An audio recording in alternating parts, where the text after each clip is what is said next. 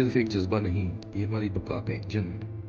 جب امید ختم ہو جاتی ہے، دماغ میں ڈوپامین کی سطح گر جاتی ہے۔ سٹریس ہارمون بڑھنے سے جسمانی صحت بھی متاثر ہوتی ہے، جس سے ہماری استقامت کم ہو جاتی ہے۔ اور کورٹیسول تحقیق بتاتی ہے کہ امید ختم ہونے سے خودکشی کے خیالات کا خطرہ 6.3% بڑھ جاتا ہے۔